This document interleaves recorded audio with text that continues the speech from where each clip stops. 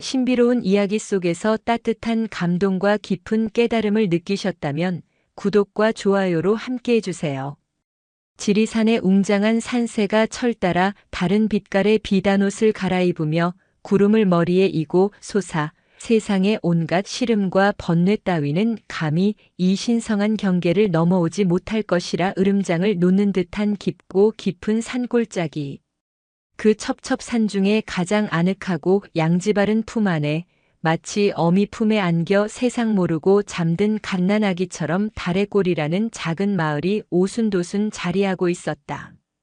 세상과 통하는 길이래야 예부터 짐승이나 다닐 법한 좁고 험한 산길 하나가 전부인지라 한번 이 마을에 들어앉으면 아주 큰 맘을 먹지 않고서는 다시 저작거리의 소란스러운 세상 밖으로 나가기가 여간 어려운 일이 아니었다. 그토록 고립된 마을에서도 가장 후미지고 겨울이면 짧은 해마저 야속하게 등을 돌려 햇살 한 줌이 아쉬운 북쪽 비탈길의 맨 끝자락 다른 집들과는 일부러 담이라도 쌓은 듯 뚝 떨어진 외딴 곳에 이제는 그만 쉬고 싶다고 이 지긋지긋한 세월의 무게를 그만 내려놓고 싶다고 온몸으로 아우성치는 듯한 낡은 흙집 한 채가 위태롭게 서 있었다. 그 집에는 막내 할머니가 살았다. 마을 사람들은 모두 그녀를 막내 할미라 불렀지만 처음부터 할머니였던 사람은 세상에 없는 법이다. 막내에게도 수줍은 새색시 시절이 있었고 풋풋한 설렘으로 건장한 남정네의 가슴을 밤새도록 뛰게 하던 꽃다운 때도 있었다. 젊어서 듬직한 남편의 손을 잡고 아무런 연고도 없는 이 척박한 달의 꼴에 들어와 맨손으로 사람 키만 한 잡초를 뽑아내고 억센 돌들을 골라내며 돌밭을 갈아 옥토를 일구며 악착같이 뿌리를 내렸다. 억척스럽게 일해 떡두꺼비 같은 아들과 토끼 같은 딸을 낳아 길렀고 아이들의 왁자지껄한 웃음소리가 흙으로 만든 낮은 담장을 넘어온 동네에 생기 넘치게 울려 퍼지던 행복한 시절도 분명히 있었다. 하지만 무심한 세월은 할머니의 거친 손에 쥔 행복을 그리 오래 허락하지 않았다. 산에서 무거운 통나무를 나르다 허리를 크게 다친 듬직하던 남편은 그 후로 몇 해를 자리보전하고 누워 끙끙 앓다가 결국 약 한 첩 제대로 써보지 못하고 먼저 세상을 등졌다. 이제 다 컸으니 어미를 봉양하며 든든한 기둥이 되어주리라 믿었던 자식들은 돈이 최고라는 팍팍한 도시의 삶을 찾아 떠나간 뒤로는 제사 때조차 얼굴 한번 비추지 않는 무정한 사람들이 되어버렸다. 그렇게 막내 할머니는 기억나지 않는 아주 오랜 시간 전부터 거대한 세상 속에 홀로 덩그러니 남겨진 외딴 섬이 되었다. 할머니의 하루는 첫 닭이 울기도 전 새벽별을 보고 시작되어 밤하늘에 달이 뜰 때가 되어서야 고단한 막을 내렸다. 구불대로 굽어 이제는 펴는 것조차 잊어버린 허리로 손바닥만 한 텃밭에 나가 김을 메고 철 따라 지리산의 험한 비탈을 오르내리며 쓴맛. 나는 나무를 캐고 매섭고 긴 겨울을 나기 위해 앙상하게 마른 나뭇가지들을 모아 낡은 지게에 짊어지는 고된 노동이 할머니의 삶 전부였다. 하지만 뼈마디가 쑤시고 끊어질 듯한 육신의 고단함보다 더 견디기 힘든 것은 해가 지고 어둠이 내리면 스멀스멀 온몸을 뱀처럼 휘감아 오는 사무치는 외로움이었다. 갓 지은 따끈한 밥을 퍼도 마주 앉아 맛있다 말 한마디 건네줄 이가 없고 온몸이 불덩이처럼 뜨겁게 아파도 찬 물수건 하나 이마에 얹어줄 이가 없었다. 칠흑 같은 어둠이 내린 밤 얼마 남지 않은 기름을 아끼느라 콩알만하게 밝힌 호롱불 아래 홀로 누우면 텅 빈 방 안을 가득 채우는 것은 자신의 거친 숨소리와 창밖에서 처량하게 울어대는 귀뚜라미 소리뿐이었다. 할머니의 삶은 그렇게 누구 하나 거들떠보지 않는 깊은 산골짜기에서 가을바람에 힘없이 구르는 마른 낙엽처럼 쓸쓸하고 고요하게 저물어가고 있었다. 마을 사람들도 할머니를 없는 사람 취급하기는 마찬가지였다. 가난하고 늙은 홀몸 노인은 마을의 대소사에 아무런 보탬이 되지 않는다는 이유에서였다. 할머니가 장날에 맞춰 밤새 다듬은 나무를 팔러 장터에 나가도 사람들은 못 본 척 외면하거나 멀찍이 자리를 피하기 일쑤였다. 특히 마을에서 유일하게 주막을 운영하며 사람들의 주머니를 터는데 혈안이 된 만석이라는 자는 할머니를 볼 때마다 재수 없다며 땅에 침을 뱉고는 했다. 할머니는 그저 묵묵히 그 모든 멸시와 무관심을 자신의 그림자와 나누며 하루하루를 힘겹게 버텨낼 뿐이었다. 젊은 시절 남편과 함께 이 마을에 처음 들어왔을 때만 해도 이렇지는 않았다. 그때는 비록 모두가 가난했지만 서로 콩 한 쪽도 나누어 먹으며 끈끈한 정으로 뭉쳐 있었다. 하지만 세월이 흐르고 세상이 변하면서 사람들의 마음속에도 차가운 바람이 불기 시작했다. 이제 마을 사람들은 자신의 논에 물 한 방울 더 들어가는 것에만 혈안이 되어 있었고 이웃의 어려움보다는 자신의 이익을 먼저 챙기는 각박한 사람들이 되어버렸다. 막내 할머니의 존재는 그들에게 있어 자신들이 잃어버린 과거의 가난과 순수함을 떠올리게 하는 불편한 거울과도 같았다. 그래서 그들은 할머니를 더욱더 밀어내고 외면했는지도 모른다. 할머니는 그 모든 것을 알고 있었지만 누구도 원망하지 않았다. 그저 모든 것이 자신의 박한 팔자소관이라 여기며 해가 뜨면 밭으로 나가고 해가 지면 집으로 돌아오는 삶을 반복할 뿐이었다. 할머니의 유일한 말벗은 벽에 걸린 빛바랜 흑백 사진 속에서 어색하게 웃고 있는 남편의 얼굴뿐이었다. 할머니는 매일 밤 그 사진을 들여다보며 하루 동안 있었던 소소한 일들을 이야기하고 먼저 간 남편에게 자신의 외로운 신세를 한탄하곤 했다. 그것이 할머니가 기나긴 외로움을 견뎌내는 유일한 방법이었다. 어느덧 짧은 가을 해가 뉘엿뉘엿 서산으로 넘어가고 밤 공기가 칼날처럼 날카로워져 맨살에 닿는 것만으로도 옷깃을 파고들던 어느 날 밤이었다. 그날따라 동그랗게 뜬 보름달은 유난히 크고 밝아 그 시리고 서러운 빛이 흙으로 만든 벽에 갈라진 틈새를 비집고 들어와 할머니의 외로운 잠자리를 하얗게 비추었다. 막내 할머니는 좀처럼 잠을 이루지 못하고 밤새도록 마른 기침을 하며 뒤척이다. 결국 깊은 한숨을 쉬며 조용히 몸을 일으켰다. 그리고는 낡아서 누더기가 된 무명옷을 몇 겹이나 껴입고 마치 무언가에 홀린 듯 말없이 삐걱거리는 살인문을 나섰다. 할머니의 느리고 무거운 발길이 향한 곳은 마을 어귀, 잡목이 어지럽게 우거진 야트막한 언덕 위에 위태롭게 자리한 작은 사당이었다. 그 사당은 언제부터 그 자리에 있었는지 마을에서 가장 나이가 많은 노인조차 기억하지 못할 만큼 낡고 초라했다. 비바람에 깎인 기둥은 썩어 금방이라도 무너질 듯 위태롭게 기울었고 지붕에는 기와 대신 사글대로 삭은 이영이 힘겹게 얹혀 있었다. 하지만 그런 초라한 모습에도 불구하고 그 사당은 마을 사람들에게 조상 대대로 마을의 안녕을 지켜준다고 믿어온 유일한 마음의 안식처였다. 할머니는 칠흑 같은 어둠 속에서 더듬거리며 가파른 흙길을 올랐다. 한 걸음 한 걸음 내디딜 때마다 굽은 허리가 끊어질 듯 아파왔고 헐떡이는 숨은 턱 밑까지 차올라 금방이라도 쓰러질 것만 같았다. 하지만 할머니는 걸음을 멈추지 않았다. 마침내 사당 앞에 다다른 할머니는 거친 숨을 고르며 주변을 둘러보았다. 오랫동안 사람의 발길이 끊겨 잡초만 허리까지 무성하게 자란 사당 마당에는 가을의 끝을 알리는 귀뚜라미 소리만이 처연하게 울려 퍼지고 있었다. 할머니는 먼지가 두껍게 쌓인 제단 앞에 조용히 무릎을 꿇었다.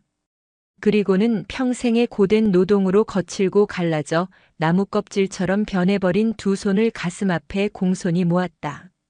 할머니는 자신의 신세를 한탄하거나 무정한 자식들을 원망하거나 자신에게 복을 내려달라고 비는 대신 가슴속 가장 깊은 곳에 핏덩이처럼 응어리져 있던 순수하고 간절한 기도를 나지막이 의조리기 시작했다. 하늘에 계신 신령님이시여, 이 미천하고 보잘것없는 늙은이의 목소리가 들리신다면 부디 굽어 살펴주시옵소서. 이 보잘것없는 늙은 몸뚱어리, 이제 살아갈 날도 얼마 남지 않았으니 제 한 몸 건사하는 것에는 아무런 미련도 욕심도 없습니다. 먼저 간 영감 곁으로 어서 가는 것이 유일한 소원일 뿐입니다. 다만 바라옵건대 제가 이승을 떠나기 전에 이 늙고 쓸모없는 몸이라도 단 한 번이라도 좋으니 누군가에게 보탬이 되는 쓸모 있는 존재가 되게 하여 주시고 저 아랫마을에 아무것도 모르는 죄 없는 아이들만은 부디 굶주리지 않고 아프지 않고 건강하게 자라날 수 있도록 지켜주시옵소서. 할머니의 진심 어린 기도는 누구 하나 들어주는 이 없는 고요한 산속에 그러나 그 어떤 천둥 같은 외침보다도 더 크고 간절하게 울려 퍼졌다. 기도를 올리는 할머니의 깊게 팬 주름진 눈가에서는 평생 참아왔던 뜨거운 눈물이 하염없이 흘러내려 메마른 땅 위로 뚝뚝 떨어져 내렸다. 그 눈물 한 방울 한 방울에는 할머니의 기나긴 외로움과 서러움, 그리고 세상을 향한 마지막 남은 애정이 고스란히 담겨 있었다. 할머니는 왜 하필 오늘 밤 이토록 힘겹게 사당을 찾았을까? 낮에 장터 구석에서 나무를 팔고 있을 때였다. 어린아이 하나가 배가 고프다며 어미의 옷자락을 잡고 칭얼대고 있었다. 하지만 가난한 어미는 아이에게 사탕 하나 사줄 돈이 없어 아이의 등을 매섭게 때리며 울음을 그치라고 다그쳤다. 그 모습을 본 순간 할머니의 가슴은 무너져 내리는 듯 했다. 자신의 배고픔보다 더 서러운 것이 자식의 굶주림이라는 것을 할머니는 너무나도 잘 알고 있었기 때문이다. 그 아이의 울음소리가 밤이 되도록 귓가에 맴돌아 할머니는 도저히 잠을 이룰 수가 없었다. 그래서였을까? 할머니의 기도는 자신을 위한 것이 아니었다. 오로지 이 땅의 미래인 아이들을 위한 순수하고 이타적인 기도였다. 할머니는 자신의 남은 생명이라도 바쳐 아이들의 배고픔을 덜어줄 수만 있다면 더 이상 바랄 것이 없다고 생각했다. 바로 그 순간이었다. 할머니의 눈물 섞인 간절한 기도가 채 끝나기도 전에 낡은 사당 지붕 위에서 마른 낙엽이 스치는 소리와는 다른 무언가 크고 묵직한 것이 비단결처럼 스르르 움직이는 소리가 들렸다. 할머니가 놀라 고개를 번쩍 들자 그곳에는 인간의 눈으로는 도저히 믿을 수 없는 경이롭고 신비로운 광경이 펼쳐져 있었다. 시리도록 밝은 달빛 아래 집채만 한 거대한 흰뱀 한 마리가 낡고 위태로운 지붕 위에 거대한 또아리를 틀고 앉아 할머니를 고요히 내려다보고 있었다. 뱀의 온몸을 덮은 새하얀 비늘은 달빛을 받아 마치 수만 개의 은가루를 흩뿌려 놓은 듯 영롱하고 신비로운 빛을 발했고 그 거대한 몸집은 보는 이를 압도할 만큼 위압적이었지만 이상하게도 사납거나 흉측한 기운은 전혀 느껴지지 않았다. 오히려 오랜 세월의 지혜와 신성함을 품은 거대한 산 그 자체처럼 느껴질 정도였다. 할머니는 너무나도 놀라 비명조차 지르지 못하고 그 자리에 풀썩 주저앉았지만 뱀은 조금의 위협적인 기색도 없이 그저 깊고 맑은 눈빛으로 할머니를 바라볼 뿐이었다. 그 눈은 짐승의 눈이 아니었다. 마치 인간 세상의 모든 슬픔과 고통, 외로움을 다 꿰뚫어보고 이해한다는 듯한 깊고 깊은 연민으로 가득 차 있었다. 할머니는 온몸이 사시나무 떨듯 떨려왔지만 그것은 두려움 때문이 아니었다. 태어나서 처음 느껴보는 압도적인 신성함과 자비로움 앞에서 절로 우러나오는 경외심 때문이었다.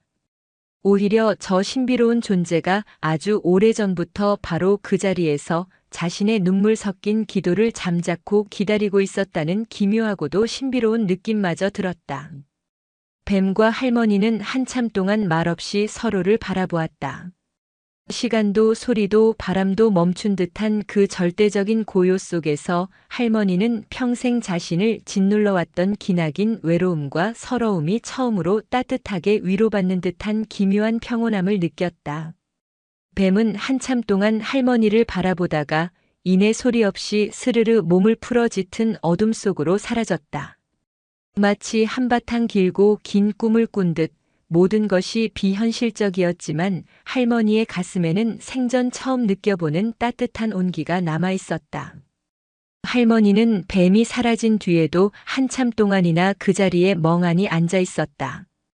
방금 자신이 본 것이 과연 현실이었는지 아니면 늙고 외로운 나머지 헛것을 본 것인지 분간할 수 없었다.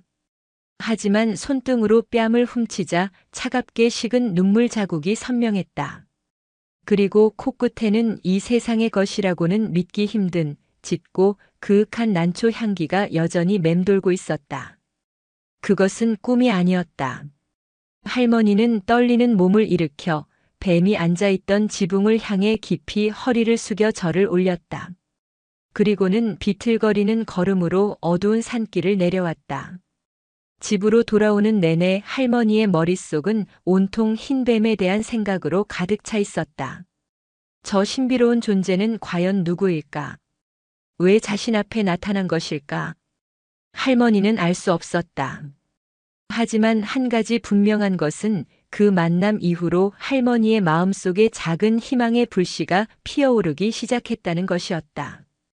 더 이상 혼자가 아니라는 느낌, 누군가 자신의 기도를 들어주었다는 믿음이 할머니의 굽은 등을 조금이나마 펴지게 만들었다. 그날 밤 할머니는 수십 년 만에 처음으로 뒤척이지 않고 깊고 평온한 잠을 잘 수 있었다. 막내 할머니가 기이하고도 신성한 만남을 겪은 다음 날 아침부터 평화롭기만 하던 달의 꼴에 흉흉하고 불길한 소문이 돌기 시작했다.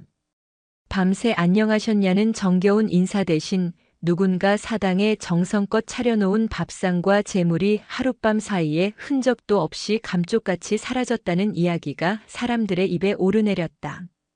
처음 재물이 사라졌다고 소란을 피운 이는 마을에서 가장 부유한 축에 속하는 박서방이었다. 그는 올해 유난히 비가 오지 않아 농사가 걱정된다며 다른 이들보다 먼저 신령님께 잘 보이기 위해 귀한 핵곡식으로 밥을 짓고 과일까지 정성껏 차려 사당에 올렸었다. 그런데 다음 날 아침에 가보니 제기는 덩그러니 남아있는데 그 위에 있던 음식이 쌀 한 톨 남기지 않고 사라졌다는 것이었다. 처음에는 굶주린 들짐승의 소행이려니 대수롭지 않게 여겼지만 그런 일이 연이어 며칠 동안 계속되자 사람들의 마음속에는 점차 불안과 공포가 싹트기 시작했다. 소문은 마른 들판에 번지는 불길처럼 꼬리에 꼬리를 물고 걷잡을 수 없이 번져나갔고 마을의 유일한 주막을 운영하며 사람들의 주머니를 터는데 이골이 난 욕심 많은 만석은 이때가 기회라는 듯이 사람들을 선동하고 나섰다. 그는 주막에 모여 낮술을 기울이는 사람들에게 일부러 더 큰 목소리로 떠들어댔다. 여러분, 이것은 필시 그 낡은 사당에 흉측한 요물이 나타난 게 틀림없소. 내가 듣자 하니 막내 할미가 밤마다 귀신처럼 사당에 오르내린다던데 필시 그 가난하고 부정한 할미가 요물을 끌어들인 게야. 가난에 굶주리다 보니 신령님께 바친 재물에까지 손을 대는 게지. 사람들은 본래 만석의 위인을 잘 알고 있었지만 눈에 보이지 않는 공포와 귀한 음식이 사라졌다는 아까운 마음 앞에서 그의 악의적인 말에 쉽게 동요하며 그래 맞아. 그럴지도 몰라. 그 할미가 아니고서야 누가 그런 짓을 하겠어라며 수군댔다. 하지만 정말 이상한 일은 따로 있었다. 그날 밤도 막내 할머니가 고된 몸을 이끌고 칠흑 같은 어둠을 뚫고 집에 돌아왔을 때 텅 비어 있어야 할 부엌 아궁이 옆에 누구도 모르게 가져다 놓은 듯 잘 마른 장자구 수북이 쌓여 있었고 바닥을 보이던 쌀독에는 믿을 수 없게도 희고 고운 쌀이 가득 채워져 있었다. 할머니는 너무나도 어리둥절하여 날이 밝자마자 온 동네를 돌아다니며 수소문했지만 쌀과 장작의 임자는 끝내 나타나지 않았다. 오히려 이웃들은 할머니를 벌레 보듯 피하며 의심의 눈초리를 보낼 뿐이었다. 그리고 그런 기이하고 신비로운 일은 그 후로도 며칠 동안 계속되었다.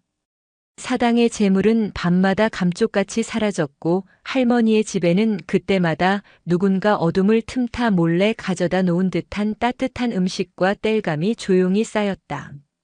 한 번은 잘 말린 굴비 한 두rum이 부엌 문고리에 걸려 있기도 했다.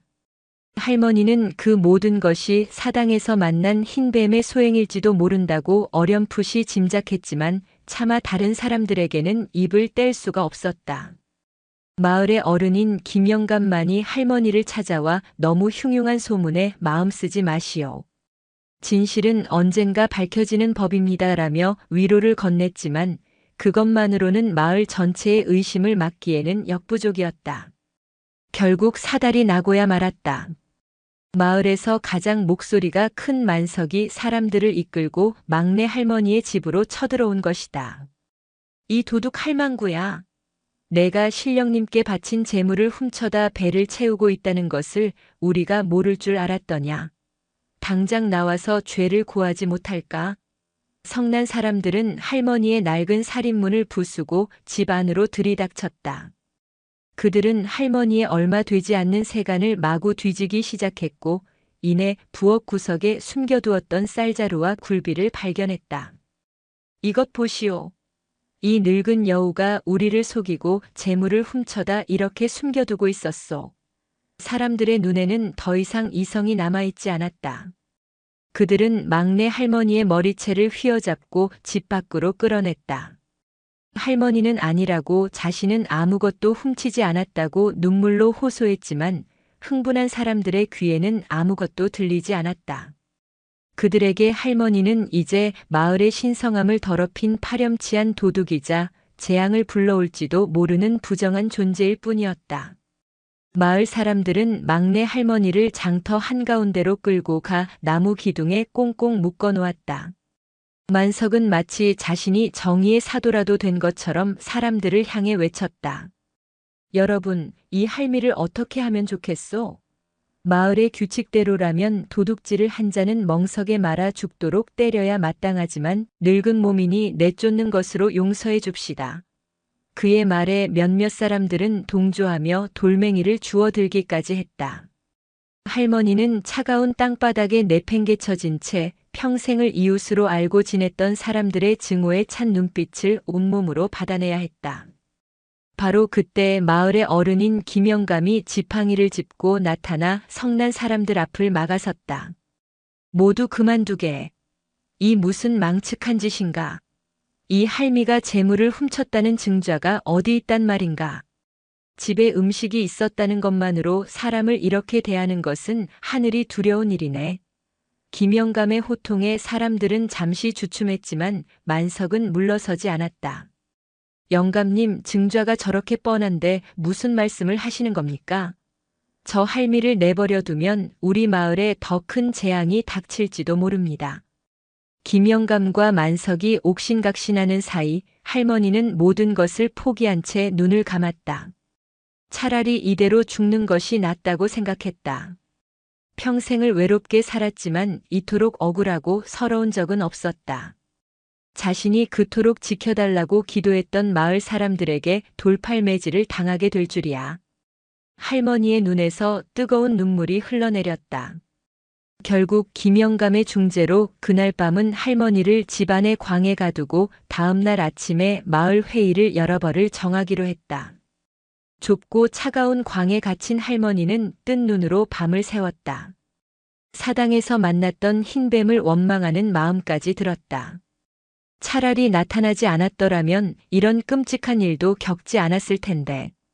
모든 희망이 사라진 깊은 절망 속에서 할머니는 지쳐 쓰러지듯 잠이 들었다. 그리고 그 깊고 깊은 잠 속으로 다시 흰 뱀이 찾아왔다. 이번에는 그 모습이 훨씬 더 선명하고 가까웠다. 뱀은 할머니의 주변을 자애롭게 맴돌더니 인간의 말이 아닌 영혼을 울리는 깊고 부드러운 목소리로 할머니에게 말을 걸어왔다. 나는 본래 이 마을의 터가 처음 생겨날 때부터 이곳을 지켜온 땅의 홀령이다. 그러나 아득한 세월이 흐르며 사람들의 마음속에서 나를 향한 믿음이 사라지고 그 자리를 욕심과 불신이 가득 채우게 되자 나 또한 힘을 잃고 깊고 긴 잠에 빠져 있었다. 그러나 너의 사심 없는 눈물이 오직 남을 위해 흘린 너의 이타적인 기도가 마침내 나를 수백 년의 긴 잠에서 깨웠다. 두려워 말라. 나는 너를 해치러 온 것이 아니다. 너의 사무치는 외로움을 알고 너의 더없이 선한 마음을 안다. 사당의 재물은 내가 거둔 것이 맞다.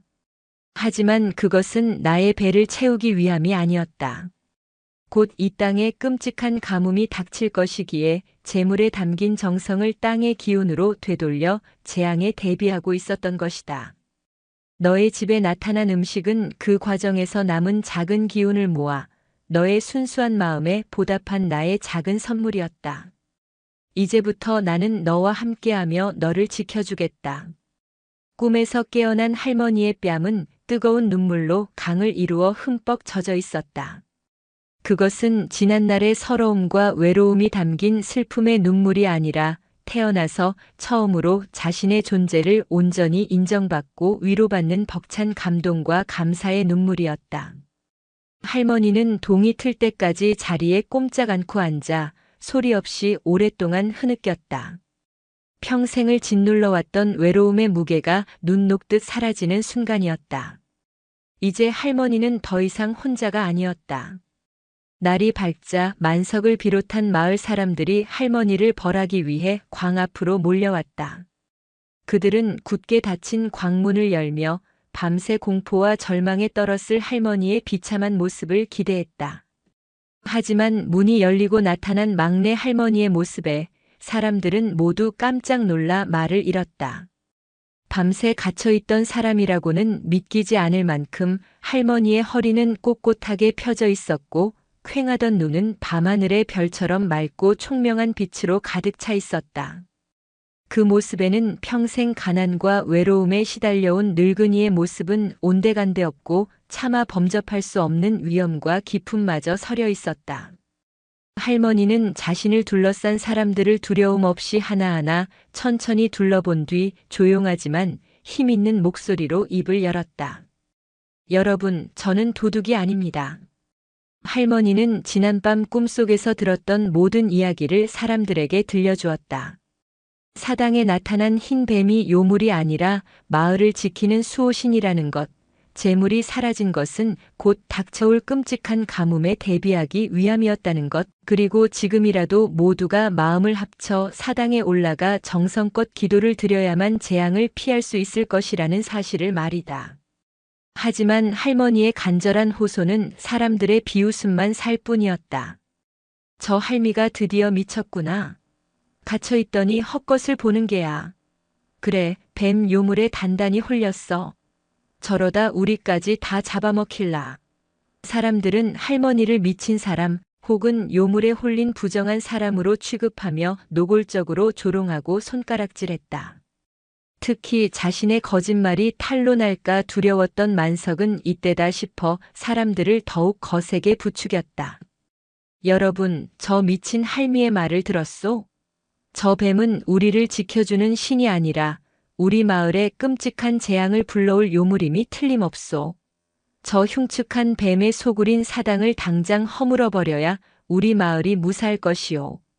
만석의 교활한 선동에 이성을 잃은 몇몇 젊은이들은 정말로 도끼와 몽둥이를 들고 사당을 부수러 갈 기세였다. 마을의 가장 큰 어른인 김영감이 나서서 아직 진실이 무엇인지 밝혀지지 않았으니 경거망동하지 말라. 고 호통을 쳐 겨우 그들을 말렸지만 할머니를 향한 마을 사람들의 불신과 경멸은 날이 갈수록 깊어만 갔다. 결국 마을 사람들은 할머니를 마을에서 내쫓지는 않되 누구도 할머니와 말을 섞거나 도움을 주어서는 안 된다는 벌을 내렸다. 또한 사당으로 가는 길을 커다란 통나무로 막아 누구도 그곳에 접근하지 못하도록 했다. 할머니는 이제 마을에서 완전히 고립된 외톨이가 되었다. 하지만 할머니의 마음은 더 이상 외롭지 않았다. 자신을 믿어주고 함께해주는 존재가 있다는 사실 하나만으로도 할머니는 세상의 모든 비난을 견뎌낼 수 있는 용기를 얻었다.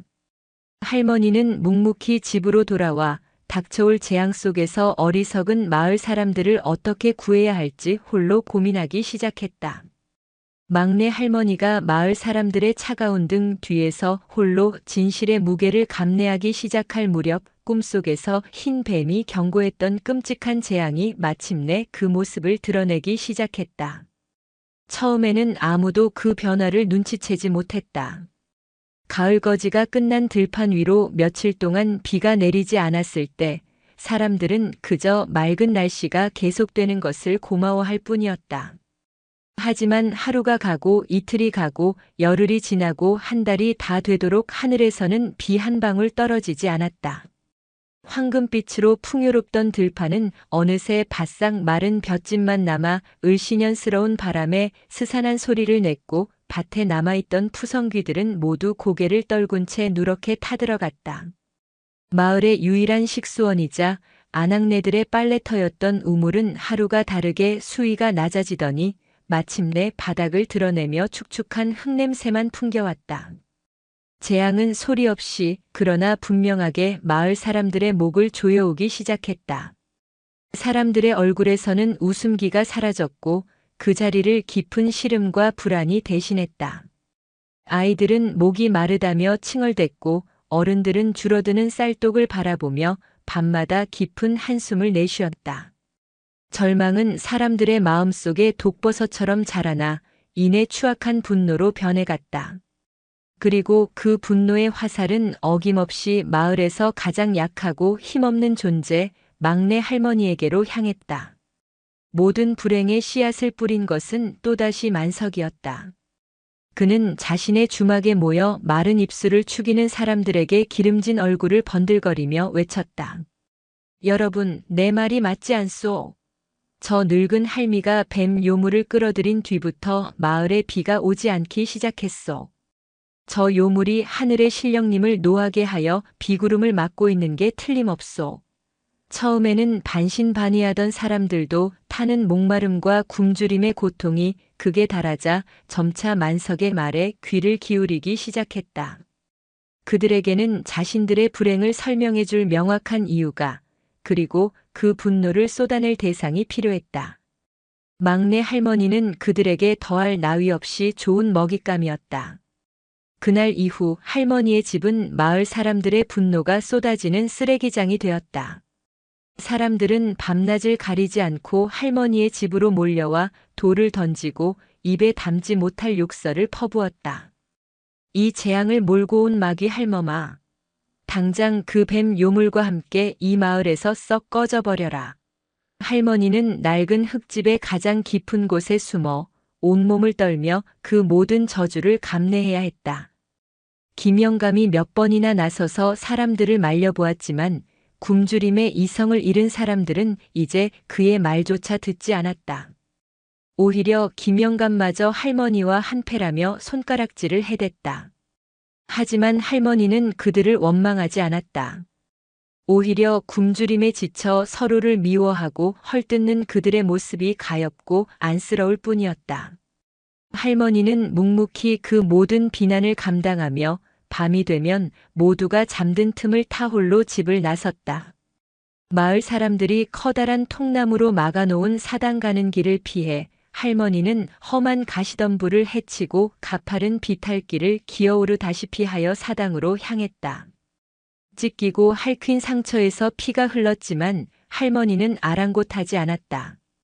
사당 앞에 다다른 할머니는 차가운 땅에 무릎을 꿇고 피눈물로 기도했다. 신령님, 저의 죄라면 저에게 어떤 끔찍한 벌을 내리셔도 달게 받겠습니다. 하지만 부디 아무것도 모르는 저 아이들과 어리석은 사람들을 살려주시옵소서. 제발 이 마을을, 이 메마른 땅을 구해주십시오. 할머니의 기도는 자신을 위한 것이 아니었다. 자신에게 돌을 던지는 바로 그 사람들을 위한 숭고하고 이타적인 기도였다. 막내 할머니의 간절한 기도가 마침내 하늘에 닿았던 것일까? 할머니가 며칠 밤낮으로 사당에서 기도를 올리던 어느 날 밤, 온 마을 사람들이 지켜보는 가운데 사당이 있는 언덕에서 기이하고도 장엄한 일이 벌어졌다. 그날 밤은 유난히 하늘이 어두웠다. 달도 별도 구름에 가려 한치 앞도 보이지 않는 칠흑 같은 어둠 속에서 갑자기 사당 쪽에서부터 은은한 빛이 뿜어져 나오기 시작했다. 처음에는 작은 반딧불이 같았던 빛은 점점 더 커지고 밝아져 이내 대낮처럼 언덕 전체를 환하게 비추었다. 저것 좀 보시오. 누군가의 외침에 굶주림과 절망에 지쳐 집에 틀어박혀 있던 마을 사람들이 하나둘씩 밖으로 나와 그 기이한 광경을 넋을 잃고 바라보았다. 빛의 중심에는 거대한 흰 뱀이 있었다. 뱀은 낡은 사당 지붕에서 내려와 거북이 등처럼 쩍쩍 갈라진 마당 한가운데서 마치 온몸이 찢겨나가는 듯한 극심한 고통에 거대한 몸을 뒤틀고 있었다. 그리고는 하늘을 향해 길고 구슬픈 울음소리를 내지르더니 온 힘을 다해 자신의 굵은 꼬리로 바싹 마른 땅을 세차게 내리쳤다. 쿵 하는 소리와 함께 온 마을이 울릴 정도로 땅이 흔들리더니 단단했던 바위 틈이 쩍 갈라지며 그 사이에서 기적처럼 맑고 시원한 샘물이 솟아나기 시작했다. 처음에는 작은 물줄기였지만 이내 굵은 폭포수가 되어 쏟아져 나왔고 메마른 땅 위를 흘러 시내를 이루었다. 그 물은 죽어가던 마을의 논밭을 향해 흘러가며 타들어가던 모든 것을 되살렸다. 사람들은 처음에는 눈앞의 광경을 믿지 못하고 멍하니 서 있기만 했다. 하지만 이내 정신을 차리고는 울면서 샘물이 솟아나는 곳으로 달려갔다. 그들은 허겁지겁 손으로 물을 떠 마셨고 텅 빈 항아리에 물을 채웠다. 논밭은 다시 생기를 되찾았고 마을은 구원을 받았다. 하지만 기적을 행한 흰뱀은 모든 힘을 다 쓴 듯 샘물이 솟아나는 바위 옆에 지친 몸을 조용히 누이고는 더 이상 미동도 하지 않았다.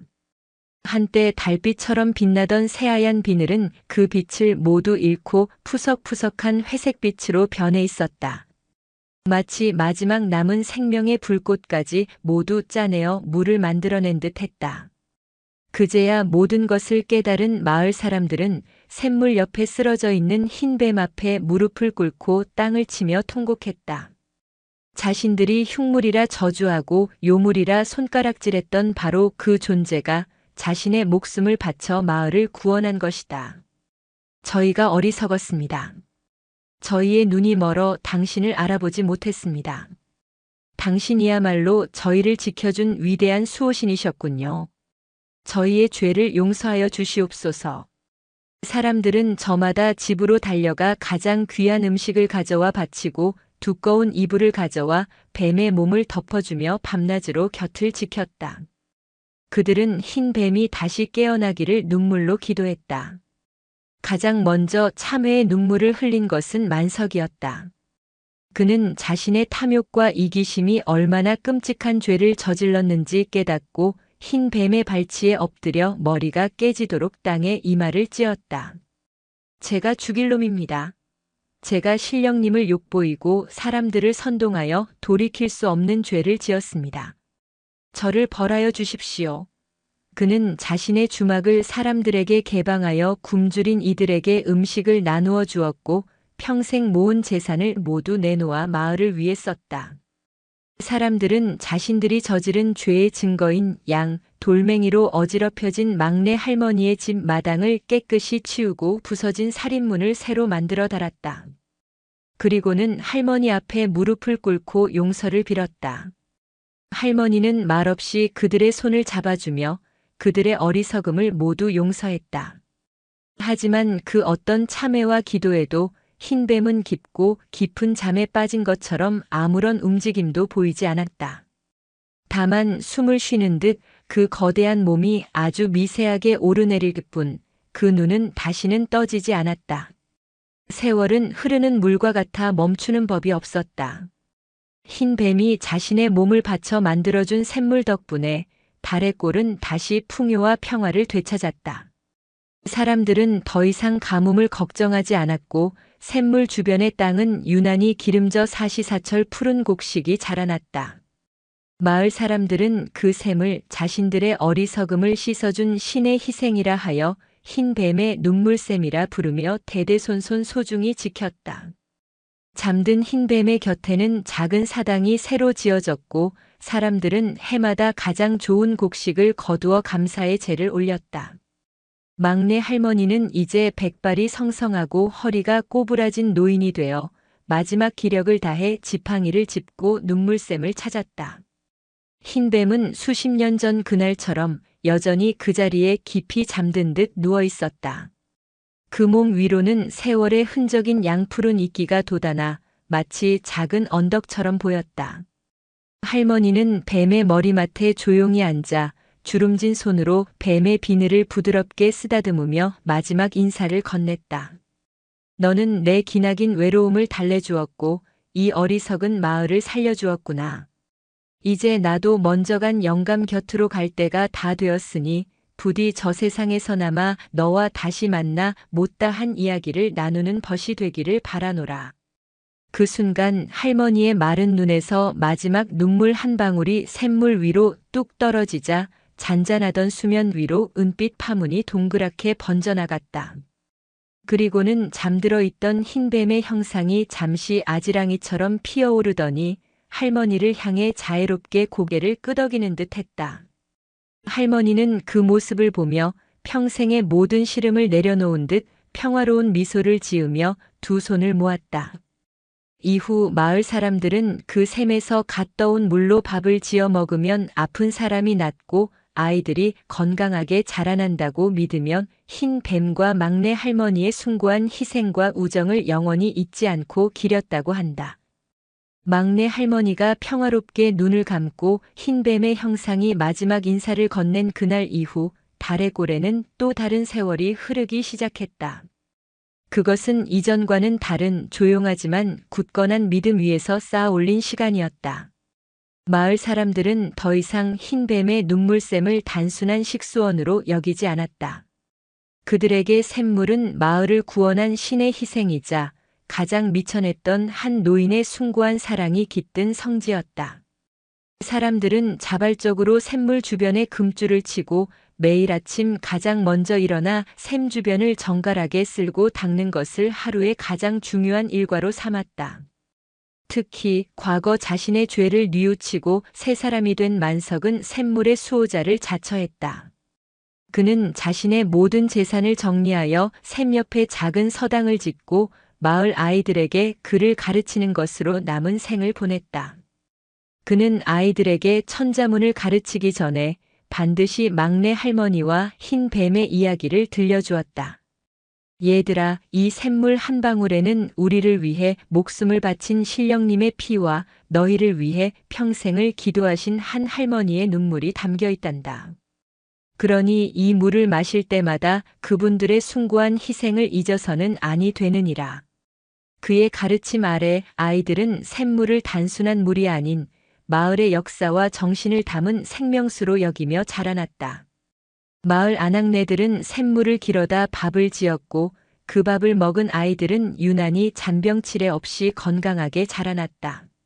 마을에 아픈 사람이 생기면 온 마을 사람들이 함께 샘물 앞에서 쾌유를 비는 기도를 올렸고 신기하게도 며칠이 지나지 않아 병세가 호전되는 일이 잦았다. 샘물은 달의 꼴 사람들의 삶 깊숙이 들어와 그들의 몸과 마음을 치유하는 없어서는 안 될 존재가 되었다. 잠든 흰 뱀의 몸 위로 돋아난 푸른 이끼는 사계절 내내 마르지 않았고 사람들은 그것이 신령님의 숨결이라 믿으며 소중히 가꾸었다. 흰 뱀의 눈물샘에 대한 신비로운 소문은 좁은 산길을 넘어 결국 바깥 세상까지 흘러들어가게 되었다. 처음에는 그저 산골 마을의 허무맹랑한 전설로 치부되었지만 샘물을 마시고 오랜 지병을 고쳤다는 사람들의 이야기가 하나둘씩 늘어나면서 사람들의 관심은 점차 탐욕으로 변질되기 시작했다. 특히 인근 고을에서 가장 큰 부자이자 욕심 많기로 소문난 최 부자는 그 소문을 듣고 귀가 번쩍 뜨였다. 그는 늙고 병든 아내의 병을 고친다는 명목을 내세웠지만 실은 그 신비한 샘물을 독차지하여 큰돈을 벌려는 흑심을 품고 있었다. 최 부자는 어느 날 수십 명의 장정들을 이끌고 달의 꼴로 쳐들어왔다. 그는 마을 사람들을 모두 장터로 불러 모으고는 위압적인 목소리로 말했다. 내가 듣자 하니 이 마을에 만병을 고치는 신비한 샘물이 있다더구나. 내 너희에게 큰 돈을 줄 터이니 오늘부터 그 샘물의 소유권을 나에게 넘기거라. 그리하면 너희는 평생 일하지 않고도 먹고 살 수 있을 것이다. 그의 말에 마을 사람들은 거세게 반발했다. 이제 달의 꼴 사람들은 예전에 어리석고 이기적인 사람들이 아니었다. 김영감의 손자이자 마을의 새로운 지도자가 된 젊은이가 앞으로 나서 단호하게 말했다. 그 샘물은 돈으로 사고 팔 수 있는 물건이 아니오. 그것은 우리 마을을 지켜준 신령님의 몸이자 우리 모두의 어머니셨던 한 할머니의 눈물이오. 당신에게는 물 한 모금도 내어줄 수 없으니 당장 이 마을을 떠나시오. 최 부자는 코웃음을 치며 젊은이의 뺨을 내리쳤다. 어린 놈이 감히 누구에게 대드는 것이냐. 너희가 내 제안을 거절한다면 힘으로라도 빼앗을 수밖에 없다. 최 부자가 데려온 장정들이 몽둥이를 들고 위협적으로 다가서자 마을 사람들은 겁을 먹고 뒷걸음질 쳤다. 하지만 그들은 도망치지 않았다. 대신 그들은 서로의 손을 굳게 잡고 인간띠를 만들어 샘물로 가는 길을 막아섰다. 가장 앞에는 백발이 성성한 김영감과 이제는 허리가 굽은 만석이 서 있었다. 만석이 앞으로 나서며 외쳤다. 내 이놈, 내 놈이 아무리 돈이 많고 힘이 세다 한들 우리 마을의 신령님을 욕볼 수는 없다. 이 샘물을 차지하고 싶거든 우리 마을 사람들을 전부 죽이고 그 시체를 밟고 지나가거라. 그의 외침에 마을 사람들은 모두 한 목소리로 함성을 질렀다. 그들의 눈에는 두려움이 아닌 소중한 것을 지키려는 굳건한 결의가 가득 차 있었다. 그 모습은 과거 자신들의 어리석음으로 흰뱀을 위기에 빠뜨렸던 때와는 완전히 다른 모습이었다. 그들은 시련을 통해 하나가 되는 법을 배웠고 진정으로 소중한 것이 무엇인지를 깨달았던 것이다. 최 부자는 당황했다.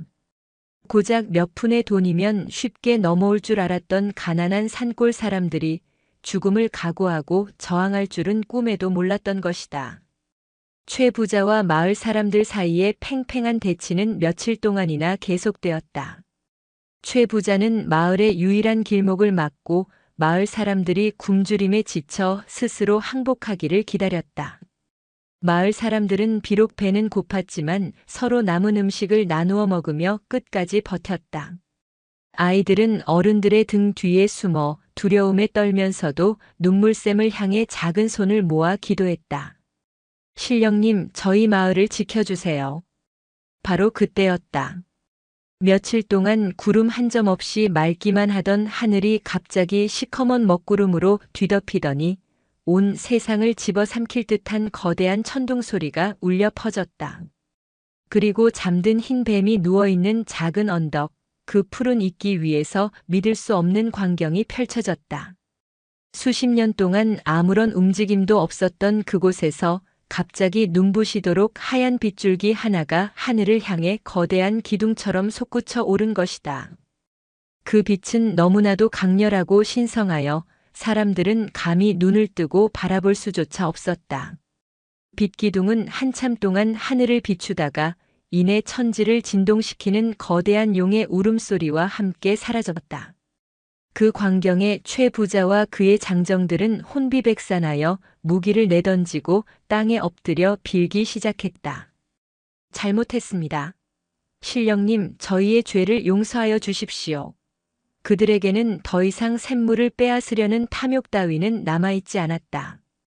오직 신의 분노에 대한 원초적인 공포만이 가득할 뿐이었다.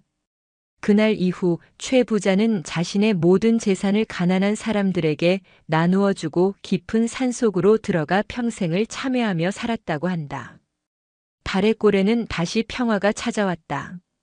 사람들은 그날 하늘로 솟구쳤던 빛기둥이 깊이 잠들어 있던 흰 뱀이 마을 사람들의 굳건한 믿음에 응답하여 보여준 작은 기적이라고 믿었다. 비록 흰뱀은 다시 깊은 잠에 빠져들었지만 사람들은 이제 확신할 수 있었다. 신은 결코 사라진 것이 아니라 언제나 그들의 곁에서 그들을 지켜보고 있다는 사실을 말이다. 세월이 흘러 김영감과 만석도 막내 할머니의 곁으로 돌아갔고 기적을 목격했던 세대들도 모두 세상을 떠났다. 하지만 막내 할머니와 흰뱀의 이야기는 끝나지 않았다. 그 이야기는 달의 꼴의 아이들이 잠자리에 들기 전 반드시 듣는 자장가가 되었고 마을 사람들이 힘든 일을 만났을 때 용기를 주는 주문이 되었다.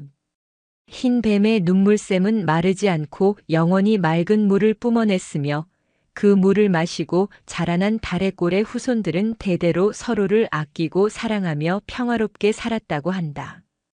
그리하여 막내 할머니의 순수한 기도로 시작된 이야기는 마을 사람들의 굳건한 믿음 속에서 영원히 살아 숨쉬는 전설이 되었다. 수십 년, 수백 년의 세월이 강물처럼 흘러갔다.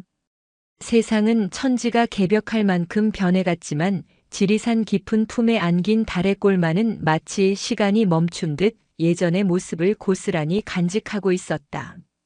마을은 여전히 평화롭고 고요했으며 사람들은 바깥 세상의 번잡함 대신 자연의 순리에 기대어 살아갔다. 막내 할머니와 흰 뱀의 이야기는 이제 단순한 옛 이야기가 아니었다. 그것은 마을 사람들의 피 속에 흐르는 신앙이자 그들의 삶을 지탱하는 굳건한 뿌리가 되었다. 아이들은 젖을 떼자마자 그 이야기를 들으며 자랐고 어른들은 매일 아침 눈물샘에 정화수를 올리며 하루를 시작했다. 잠든 흰 뱀의 몸 위를 뒤덮은 푸른 이끼는 마을의 안녕을 나타내는 징표였고 샘물은 그들의 몸과 마음을 정화하는 성스러운 물이었다. 하지만 영원히 멈춰 있을 것만 같던 다래꼴의 시간에도 서서히 변화의 바람이 불어오기 시작했다. 산을 깎아 새 길이 뚫리고 전기가 들어오면서 텔레비전이라는 요물이 바깥 세상의 화려한 풍경을 보여주기 시작했다. 젊은이들은 더 이상 좁은 산골에 만족하지 못하고 하나둘씩 도시로 떠나기 시작했다. 그들의 눈에는 다래꼴의 전설보다 도시의 네온 사인이 더 밝고 위대해 보였다. 마을의 변화를 이끈 것은 서구라는 젊은이였다.